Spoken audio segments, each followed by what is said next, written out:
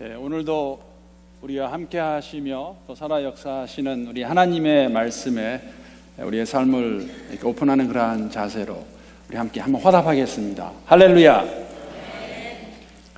오레곤에 우리 한인들이 한 2만 명 된다고 이렇게 저도 들었고 이렇게 말들을 합니다. 2만 명이 되는 한인들이 있는데 우리 청소년들이나 어린아이들 빼고 아마 저를 아는 분들은 제가 생각해 보니까 한 300명 될 것 같아요. 300명. 저희 교회 성도님들하고 또 주위에 있는 분들하고. 물론 제가 이곳에 와서 요새는 뭐 그런 경우가 많이 없는 것 같은데 이제 처음에는 어디에 가면은 저를 보고 어떤 분이 인사를 꼽아가세요. 근데 저는 잘 모르겠어요. 근데 인사하시니까 또 인사하고 인사 안 하면은 그것도 좀 이상해서 인사했는데 아무튼 저를 어떻게 아셨는지 모르겠지만 어떨 땐 그런 얘기도 들었습니다. 소곤거리면서 맞다니까 저 사람 영락교회 목사야. 이게 동네가 작다 보니까 좀 미안하죠. 뭐 제가 매스컴이라도 타고 좀 TV에 나오면은 바로 알아볼 텐데 긴지 아닌지 하는 그러한 상태. 그런 분들이 저를 안다고 할 때에 그 의미가 사실은 무엇일까? 아마 여러분들이 저를 안다고 하는 거하고는 이제 많이 다를 것입니다. 제가 신경 쓰지 말고 하십시다. 이게 지금 우리가 마이크 소리 만지느라고. 여러분이 아마 저를 안다고 그러시면은 여러분들이 안다고 하는 그 말 의미에는 여러 가지가 있을 거예요. 왜냐하면은 절대 제가 뭐 마켓에서 만나는 그분이 저를 안다고 그럴 때 여러분이 알고 있는 만큼 알지는 않을 겁니다. 뭐 예를 들면은 저의 가족 상황이라든지 또 제 취미라든지 제 취미 뭔지 아세요? 근데 저도 요새는 없습니다. 취미가 뭐 취미라든지 뭐 그러한 것들을 아는 정도와 어떤 사람이 저를 안다는 것 같지 않을 것이고 사실 교회 안에 같이 있지만은 또 말하는 것이 같지 않을 겁니다. 주일날 교회 오셔서 한번 저를 보는 분들과 제가 하는 설교 내용을 통해서 뭐 이런 거 이렇게 아시는 분들과 저하고 같이 뭐 식사도 좀 하시고 또 성경 공부도 하시고 아니면 뭐 우리가 매년 원주민 선교도 가는데 갔다 오신 분들하고 아마 좀 정도의 차이가 있을 것입니다. 어쩔 수 없는 그런 상황이겠죠. 우리가 사실은 하나님을 안다고 하는 것도 마찬가지입니다. 여러분, 하나님을 안다는 것은 절대 우리가 많이 하는 이야기죠. 모태신앙이라고 해서 하나님 안다고 말할 수 없습니다. 내가 교회를 아무리 열심히 나오고 뭐 봉사를 많이 한다고 해도 내가 하나님을 만난다고 말할 수 있을까? 나는 열심히 못하지만 내 아내가 정말 열심히 하니까 나는 하나님 안다. 그렇게 말할 수 있을까? 그렇게 말할 수 없습니다. 여러분 이제 들어서 아시겠지만 하나님을 안다는 것은 나라는 인격체가 그 하나님과의 인격적인 만남이 있을 때에 하나님을 안다고 말할 수 있습니다. 그러한 고백은 여러분 그냥 예수를 믿는 사람들이 교회당을 오고 교회를 옵니다. 그러나 교회당 안에 있다고 다 하나님을 안다고 예수를 안다고 말할 수 없습니다. 진실의 바탕을 둔 인격적인 만남이 있어야 됩니다. 진실이 무엇이니까?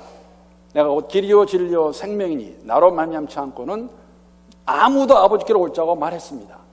즉 내가 예수를 베드로의 고백과 같이 주는 그리스도시요 살아계신 하나님의 아들이라는 고백이 있고 그 고백으로 끝나지 않는다는 것이죠.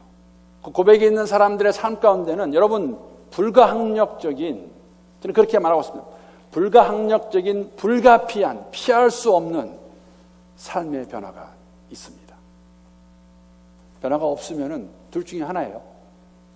인격적인 만남이 없든지 아니면 내가 내 자아를 가지고 성리하신 일을 방해하고 있든지 분명히 말씀하시는데 말씀을 통해서 주의 삶을 통해서 말씀하시는데 내가 계속 저항하고 있든지 이러한 관점에서 야고보서는 우리가 만약에 정말 그리스도를 주로 신앙하는 사람들이라면 그 삶의 모습이 어떠해야 될까를 보여주고 있습니다.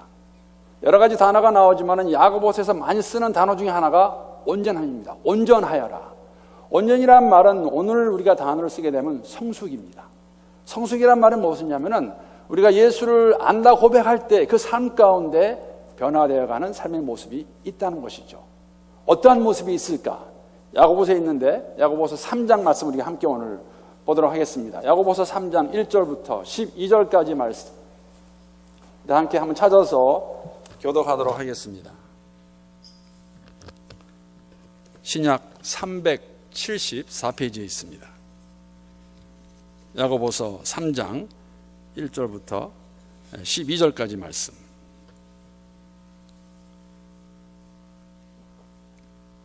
1절 말씀 제가 먼저 읽겠습니다.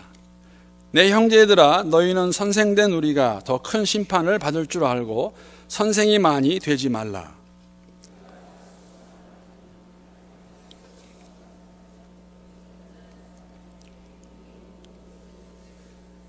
우리가 말들의 입에 재갈 물리는 것은 우리에게 순종하게 하려고 그 온몸을 제어하는 것이라.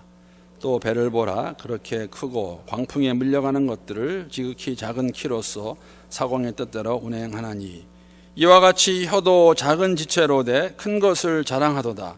보라 얼마나 작은 불이 얼마나 많은 나무를 태우는가.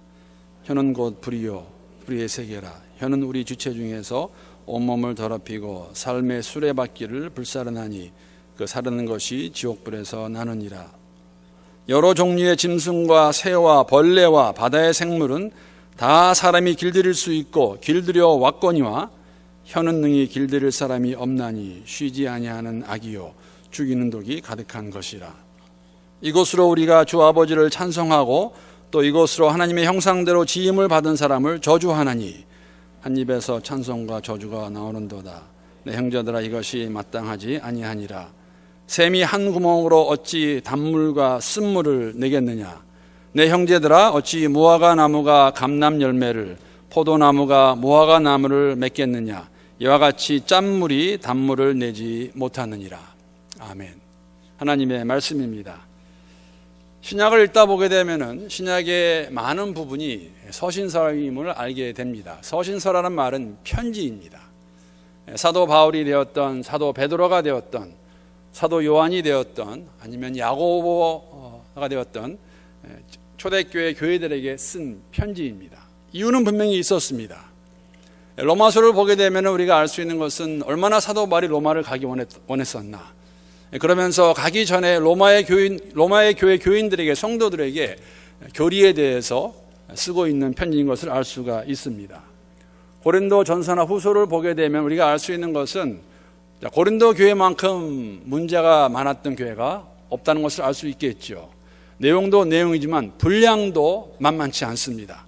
편지 가운데서 가장 긴 편지가 고린도 전서와 후서라는 것을 저희들이 알 수가 있습니다. 야고보서도 동일한 목적이 있었습니다. 여러분, 문제는 처음부터 있었습니다. 들으셔서 아시겠지만 야고보 기자는 야고보서를 쓰면서 교회의 많은 문제의 원인을 어디서 찾냐면은 성숙하지 못한 삶의 모습에서 찾고 있습니다.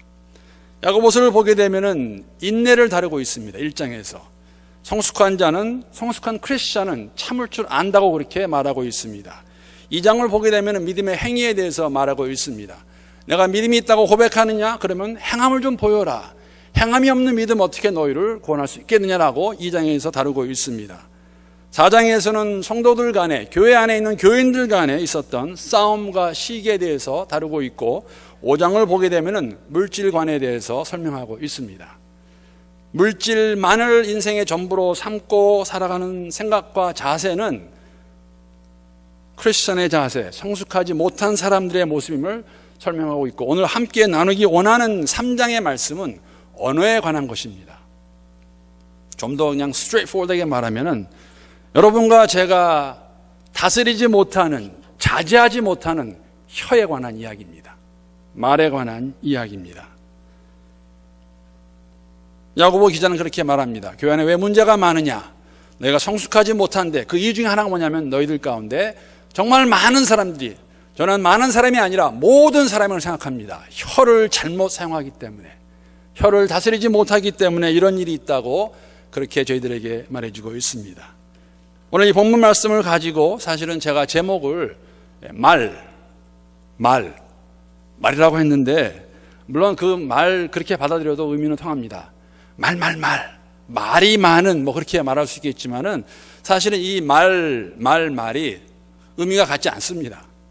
이럴 땐 아마 중국에 성조가 있으면 제가 말 그러면 좀 이해가 될 수 있겠는데 그런 말이 없기 때문에 제가 잠깐 이 새 말의 의미가 무엇인지 말하고 본문을 함께 보도록 하겠습니다. 첫 번째 말의 새 제목의 말은 걷잡을 수 없는, 다스리지 못하는 여러분과 저의 말을 뜻합니다. 우리의 혀를 말하고 있습니다. 두 번째 말은 본문에서 예로 삼고 있는 우리가 타는 말을 이야기하는 겁니다.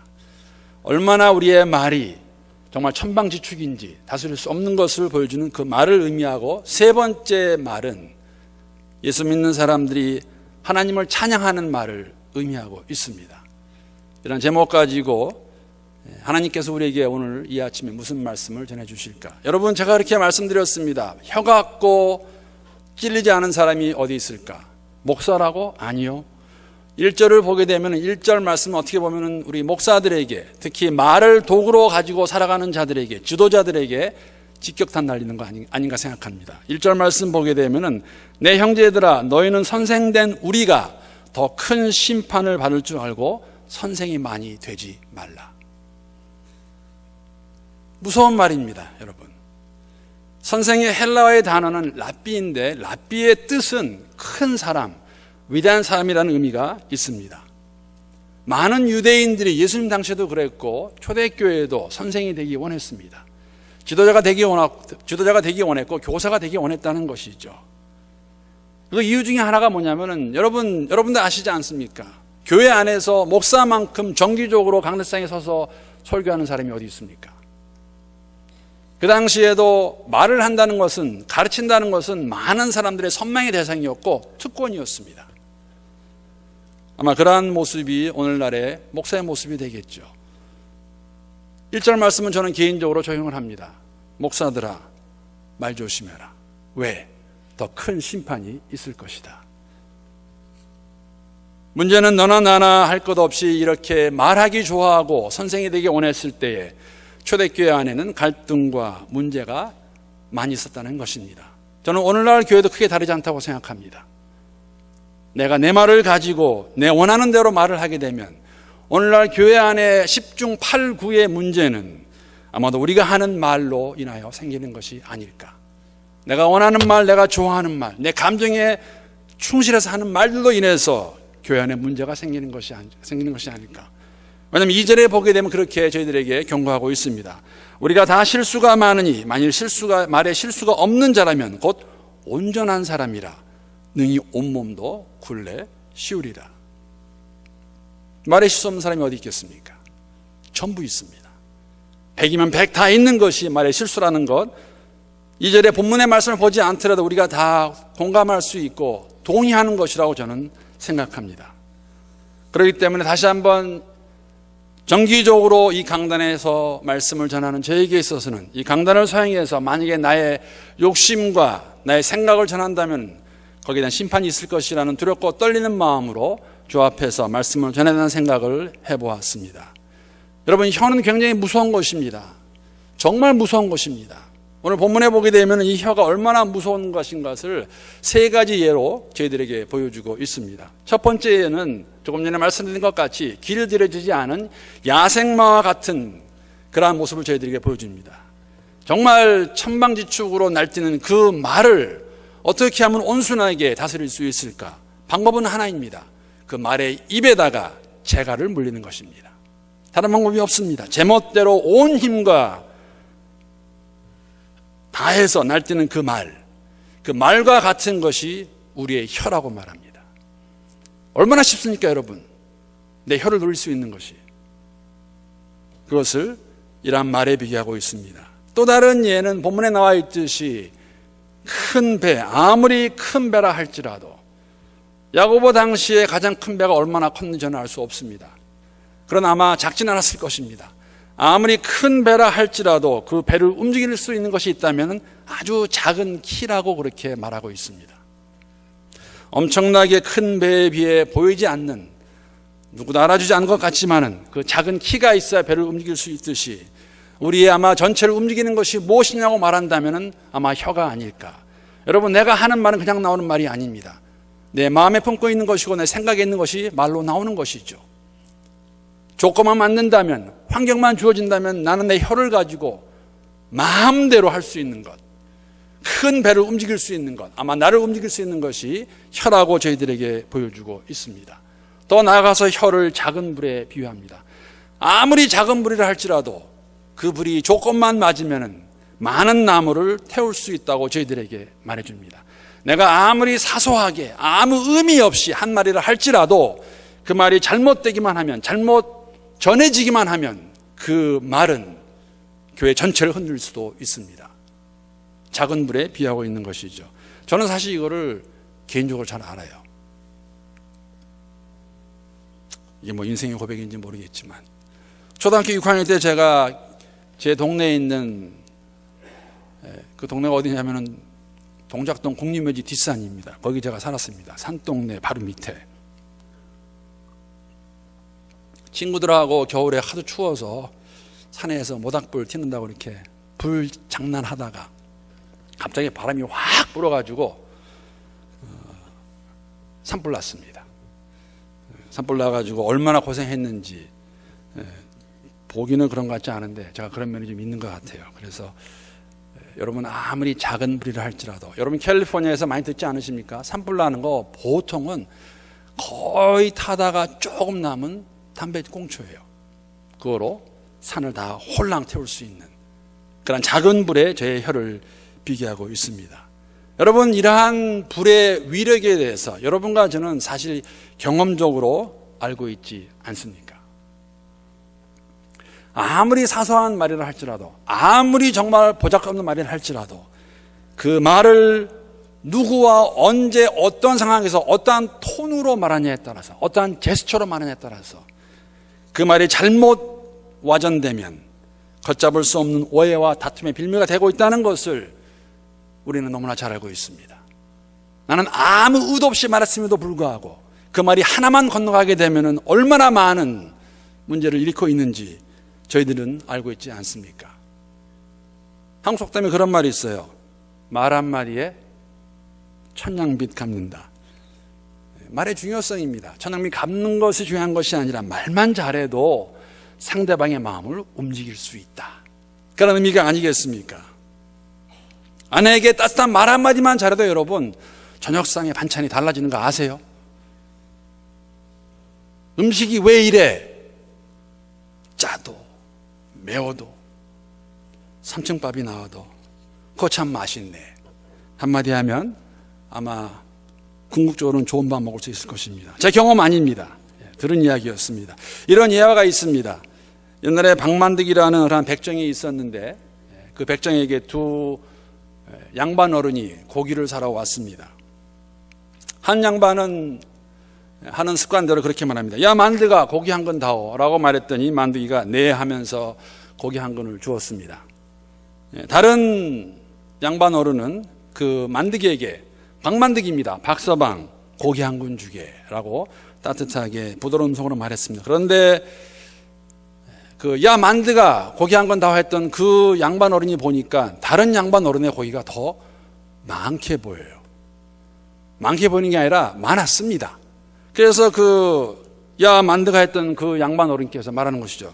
만드기 이놈, 왜 나한테는 요만큼 고기를 주고 저 사람한테는 이만큼 주냐 했더니 그 만드기가, 박서방이 당연한 듯이 이렇게 말합니다. 손님 것은 만드기가 자른 것이고 조손님 것은 박서방이 자른 것입니다. 여러분, 말 한마디만 잘해도 고기를 더 얻을 수 있는데 우리가 혀를 절제할 수 있다면, 우리의 말만 잘한다 할지라도 아마 우리에게는 우리 예상 밖에 많은 열매가 있지 않을까 그렇게 생각합니다. 여러분, 문제는 그런데 이 혀가 통제가 잘 안 된다는 것이에요. 본문에도 그렇게 나오지 않습니까? 들짐승과 새와 기는 짐승과 바다의 모든 생물들 어떤 종류라 할지라도 다 길들일 수 있는데 혀는 길들일 수 없다. 우리 모두는 이러한 것을 말씀드린 것 같이 경험적으로 알고 있습니다. 우리가 이 말로, 이 혀로, 어떤 분은 그러죠, 이놈의 혀로 상처를 주기도 하고 상처를 받기도 하고. 칼로 물베기라는 부부간의 사이에 있어서도 많은 경우에 힘들어지는 경우가 말이 아닐까. 감정이 올라가다 보면은, 싸우다 보면은 눈에 뵈는 게 없더라고요. 제 이야기 아닙니다. 그래서 서로 말로 뱉어서, 말로 해서 상처 주고 그것을 다시 꿰매려면 아물게 하려면 얼마나 힘듭니까? 그래서 어떤 분은 그런다고 그래요. 막 싸우다가 잠깐! 우리 서로 후회할 만 하지 말자. 이 순간을 못 넘겨서 그냥 내뱉었다가 나중에 가서 내가 왜 그 말 했지. 여러분, 이 말이라는 것이 정말 강화할 만한 힘이 있습니다. 저는 우리 옛날 어른들이 참 지혜롭다고 생각했습니다. 말 한마디에 천냥비 갚을 수 있다. 맞는 것 같아요. 여러분, 제가 좋아하는 채널 이제 다 아시지 않습니까? 푸드 채널. 여러분, 그거 아세요? 제가 질문 하나 하겠습니다. 요새 라지 피자가 얼마인지 아십니까? 뭐 파파존스나 뭐 다미노스나 해서 뭐 10불, 8불까지도 가는데, 그냥 일반적으로 그냥 개인이 운영하는 피자집 가서 라지 피자 먹으면, 저도 요번에 TV 보다 알았어요. 14불이에요. 14불. 자, 14불짜리 피자를 28불에 어떻게 팔 수 있을까? 이게 제가 본 프로그램의 프로젝트였어요. 물론 14불짜리를 28불에 팔려면은, 제가 그 프로그램 보다가 30분짜리 프로그램인데, 여러분 가장 비싼 피자가 얼마인지 아십니까? 3만 불이에요. 3만 불. 그 위에다가 14K를 뿌리더라고요. 그런 거 말고 일반적인 14불 피자를 28불에 어떻게 팔 수 있을까? 물론 방법은 좋은 재료를 쓰면 됩니다. 그렇죠? 뭐 도도, 그 빵도 좀 좋은 뭐 이탈리 직수입한 그러한 가루를 쓴다든지, 아니면 치즈도 정말 오랫동안 숙성해서 정말 좋은 치즈를 쓴다든지, 아니면은 뭐 그 올라가는 모든 그 재료물도 좋아하는 거 있잖아요. 오레곤에서 나온 올게닉입니다라고 말하면 팔 수 있어요. 그런 방법이 있는가 하면, 여러분 말만 잘해도 28불에 팔더라고요. 똑같은 피자 가지고 그 프로그램 진행자가 말하는데 14불에서 18불로, 18불에서 22불로, 22불에서 28불까지 제가 파는 것을 보았습니다. 이 실제 상황이었어요. 근데 더 재밌는 것은 그거를 먹는 사람들의 반응이 달라요. 14불 피자는 It's okay. 18불은 조금 맛이 있네 그래도. 28불 가니까는요, 뭐라고 하는지 아세요? 역시 가격값 하는구나. 문제는 똑같은 피자였어요. 그 사람 제가 무슨 말이냐면은, 여러분 어쩌면 우리가 이 말이라는 것이 교회 안에서조차도 우리가 자칫 잘못하면은 그냥 일어나는 현상을 보면서 이것이다고 생각하기 때문에 우리의 반응도 일어나는 일들을 당연하게 보는 것이 아닌가. 14불 피자를 28불에 팔 수 있었습니다. 그렇게 팔 수 있었던 것은 그 파는 사람의 말의 힘이었다는 것이죠. 여러분과 저는 하는 말이 어떠한 말인지, 우리의 혀는 어떠한 혀인지 모르겠습니다. 나의 혀는 상처를 쌓아매주고 위로하는 지혜로운 자의 혀인지, 아니면은 휘젓고 쪼개어서 상처를 드러내고 상처를 주는 혀인지. 왜냐하면 오늘 본문에 보게 되면은 우리의 혀로 그렇게 할 수 없다고 말하고 있습니다.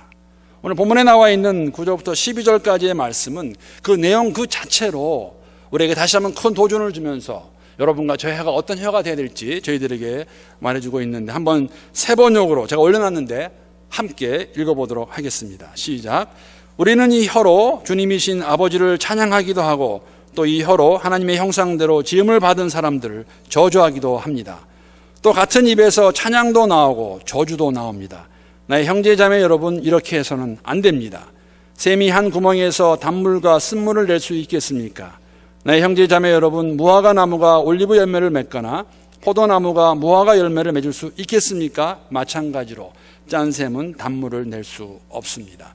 여러분과 제가 하나님을 안다 고백하고 예수가 우리의 주인이라고 고백한다면, 이 동일한 입을 가지고 동일한 혀를 가지고 하나님을 찬양한다고 하면서 내 주위에 있는 사람들, 내 형제 자매들을 헐뜯고 상처되는 말을 해서는 안 된다는 것입니다.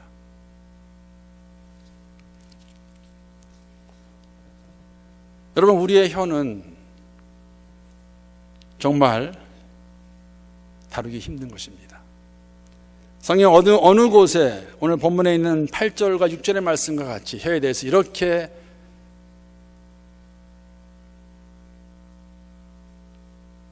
감당할 수 없을 정도의 말로 표현한 것이 있을까? 8절 말씀 제가 다시 한번 보겠습니다. 혀는 능히 길들일 사람이 없나니 쉬지 아니하는 악이요 죽이는 독이 가득한 것이라. 6절에 보게 되면 혀는 곧 불이요 불의의 세계라. 혀는 우리 시체 중에서 온몸을 더럽히고 삶의 수레바퀴를 불사르나니 그 사르는 것이 지옥불에서 나느니라. 이 혀가 지옥불에 가서 나야 말하는 것을 끝낼 것이라는 의미입니다. 우리의 입술을 가지고 우리의 혀를 가지고 우리의 말을 가지고 무엇을 하고 있는가? 정말 하나님을 찬양하며 살아가고 있는가? 아니면 쉬지 않은 악과 같이 죽이는 그러한 독이 가득한 혀를 가지고 살아가고 있는가? 이 혀를 어떻게 할 수 있을까? 여러분, 심각한 문제입니다. 말씀드린 것 같이 교회 안에 많은 문제들이 있다면 그 문제의 가장 큰 원인을 대라고 하면 저는 혀라고 말하겠습니다. 말입니다. 우리가 무슨 말을 누구에게 어떻게 무슨 목적으로 할까? 말입니다. 혀입니다. 그러기에 우리는 다시 한번 예수를 믿는다 고백할 때 여러분과 저의 삶 가운데 이렇게 우리의 말을 가지고 우리의 혀를 가지고 성숙된 모양으로 나아갈 수 있는 우리 모두가 되기를 기도하면서 제가 3가지 방법을 여러분과 함께 나누겠습니다. 여러분, 먼저는 끊임없는 마음의 결단이 절대 필요합니다. 시편 기자가 그렇게 말했습니다. 나의 반석이시오 구속자이신 여호와여, 내 입에 내 입술의 모든 말과 마음의 묵상이 주 앞에 연락되기를 원하나이다. 내 마음만 연락되는 것이 아니라 내가 하는 이 말, 이 혀, 이것이 주 앞에 연락되기를 원하나이다. 우리의 마음 깊은 곳까지도 잘 아시는 그 하나님께서, 여러분, 제가 말로 여러분들을 속이려면 속일 수 있어요. 얼마나 많은 목사들이 그 짓을 했습니까? 그러나 하나님은 우리의 마음을 아신다는 것이죠. 하나님은 제 마음을 아세요. 제 마음에 있는 것이 나오는 것이 입술이 아닙니까? 여러분, 이러한 마음은 하루아침에 이루어지지도 않고 그냥 생기는 것도 아닙니다. 매일매일의 삶 가운데서 주 앞에 나와 기도하면서 말씀 보는 습관이 없으면, 좋은 습관이 없으면 여러분 나오지 않습니다. 어떻게 나를 꾹 눌렀는데 내가 그렇게 기분이 나쁨에도 불구하고, 내가 억울함에도 불구하고 나쁜 말이 안 나오겠어요? 말씀 가운데, 기도 가운데 거하지 않으면 절대 일어날 수 없는 일입니다. 여러분, 주 안에서 회개하시고 함께 회개하고 말씀 안에서 기도하는 가운데 이러한 삶의 모습이 있을 수 있기를 함께 기도합니다. 매일매일의 삶 속에서 주와 동행하는 삶입니다. 여러분, 다른 방법, 실제인 겁니다. 다른 방법은 누구의 말을 들었을 때, 어떤 사건을 들었을 때 여러분 그걸 그대로 다 받아들이시면 안 돼요. 왜냐하면 모든 문제에는, 모든 사건에는 두 각도가 있다는 겁니다. 내가 그 사람을 좋아하니까 그 사람 말 그대로 다 받을 수 있어요. 아니요. 그 말이 어떻게 전해졌는지, 어떤 상황이 나는지 아무도 몰라요. 적어도 교회에 있는 성도들이라면 왜 그 말이 나왔을까, 왜 그랬을까를 여러분 생각해 보셔야 됩니다. 이해하시려고 하셔야 돼요. 배려의 마음이 있어야 된다는 것이죠. 제가 이 프로그램 어떤 그 이야기를 보면서 느끼는 겁니다. 요새 한국의 말을 다 이렇게 줄여서 많이 말합니다. 영어, 미국 말도, 영어도 많이 그렇지만. 그래서 여러분 그 절친이라는 말 들어보셨죠? 절친. 절친한 친구, 절친이라고 그럽니다. 어떤 가수 두 사람이 나와서 절친인데 동일한 사건을 가지고 얘기를 하는데 두 사람의 각도가 너무너무 달라서 제가 좀, 이럴 수 있구나라는 생각을 가진 적이 있습니다. 이 두 절친은 사실은 나이가 좀 차이가 있습니다. 그래서 한 그 친구가 다른 친구를 형이라고 부릅니다. 근데 무슨 말 하냐면 그 동생 되는 친구가 이런 말 합니다. 어떠한 프로그램을 녹화하러 갔다가 녹화를 하고 있는데 그날 오기로 했던 두 사람의 후배 가수가 이제 거기를 오게 된 겁니다. 시간에 맞춰서 오지 못했다고 그랬습니다. 근데 그 나중에 온 그 친구가 가수가 사실은 이 두 사람보다는 우리말로 하면 요새 더 잘 나가는 가수예요. 그러니까는 그 먼저 와 있던 가수 중에서 그 형 가수가 뭐라 하냐면, 나 가서 인사 좀 하고 올게. 그래서 그 말을 들으니 동생 가수가 그런 생각하는 것이죠. 아니, 아무리 저 친구가 잘 나간다고 그러지만은 나이도 어리고 가요계 내가 선배인데 왜 우리가 가서 인사를 해야 되냐. 그래서 왜 그러냐 그랬더니 인사하고 온다고 그래서 자기를 데리고 가서 인사를 시켰다는 거예요. 근데 그 얘기를 듣던 그 형 가수가 그럽니다. 잠깐만, 이게 좀 말이 좀 와전되는 것 같은데 상황은 이렇습니다. 그날 녹화를 하는데 앞에 우리 둘이 먼저 하기로 되어 있었고, 그 친구는 조금 후에 오게 됐던 사람이고, 제가 이 동생 가수한테 했던 말은 가서 인사하자는 게 아니라 내가 그 가수를 잘 아니까 반가워서 인사하자는 거였고, 뭐라고 했냐면 야 너는 가만히 있어, 나만 갔다 올게 했는데 쫓아와서 가서 먼저 인사를 하더라는 거예요. 여러분, 이 이야기를 두 개를 들으면요, 두 개가 완전히 180도 말이 다릅니다. 좀 똑같은 이야기인데, 그래서 만약에 그런 생각했습니다. 이제 그 다음은 제 생각입니다. 뭐냐면은 만약에 이런 이야기를 공개적인 석상이 아니라 우리 한국 친구들, 한국 가수들 술 마시는 석상에서 야, 걔 이렇고 이렇다 하면은 그 잘 나가는 젊은 동생 가수는 졸지에 어떻게 됩니까? 몰상식한 가수로 전락되는 겁니다. 여러분, 우리가 말이라는 게 이렇습니다. 왜 우리는 너무너무 쉽게 내가 없었음에도 불구하고 누가 전해주는 말임에도 불구하고 그것을 그대로 다 받아들여가지고 반응을 보여야 될까? 누구의 말을 듣거나 사건을 들으시게 되면은 여러분 거기서 잠깐 멈춰서가지고 생각해 보셔야 돼요. 이 이야기를 왜 내게 해줄까? 안타까운 것은 우리가 기도 제목으로 내는 그러한 말까지도 어느 순간은 가시고 나가 있는 거 있죠. 여러분, 아픈 것은 아픈 것이고 아픈 것을 가지고 기도하시면 돼요. 그 이상의 주석은 필요 없습니다. 설명은 필요 없어요. 힘들고 아프대 기도가 필요하대 기도해 주시면 돼요. 왜 우리는 그런 것 가지고도 말을 만들려고 하는 것일까? 그런 생각을 해보았습니다. 마지막 세 번째 방법은 아주 실질적이고 구체적인 방법입니다. 그것은 무엇이냐면은 말을 적게 하는 것입니다. 말을 안 하고 살 수는 없습니다. 어떤 분들은 제가 보니까 말 정말 잘하시고 하기 좋아하시고 또 많이 하시는 분들 계시더라고요. 그런 분들한테 말하지 마세요 그러면 그럴 거예요. 나 죽으라는 말입니까? 그래서 말씀을 하셔야 돼요. 말은 하는데 조금만 작게 하세요. 내가 개입할 일이 아니고 우리가 교회라는 공동체 안에서 모이는데 그 말이 서로를 세우는 말이 아니고 교회를 세우는 말이 아니면 그때는 말을 하시는 것보다 안 하시는 게, 적게 하시는 게 좋습니다. 여러분, 오늘 본문의 말씀을 2000년 전에 초대교회 사람들에게 주어진 것으로 생각하진 않습니다.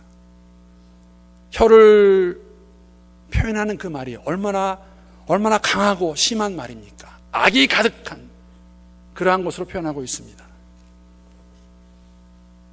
성령님께서 우리에게 이러한 믿음을 주셔서 이야기하시고 우리가 성숙한 사람으로 나아갈 때에 여러 가지 모습이 있을 수 있지만 오늘 본문의 말씀과 같이 우리의 혀를 아끼고 절제하고 다스리고 적게 할 수 있는 우리 모두가 될 수 있기를.